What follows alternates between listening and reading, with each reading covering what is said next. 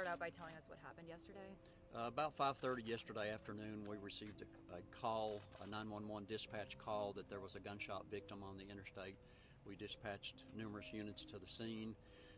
It was at exit 49, which is about 8 miles north of London.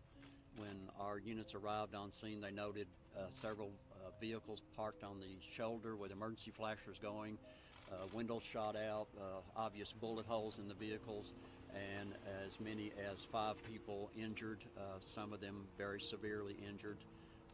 There's not going to be any fatalities, we don't think, at this point. Some of them were injured so badly and bleeding so bad that our deputies actually loaded them up and took them to an area hospital for treatment. Other deputies arrived on the scene. Our special response team arrived in the scene. London City Police and Kentucky State Police were the initial responders. We determined that an individual off that exit fired numerous rounds into the north and southbound lanes of I-75, and the injuries were in the north and southbound. There were a total of 9 vehicles that were struck by gunfire. Was he firing from the overpass? No.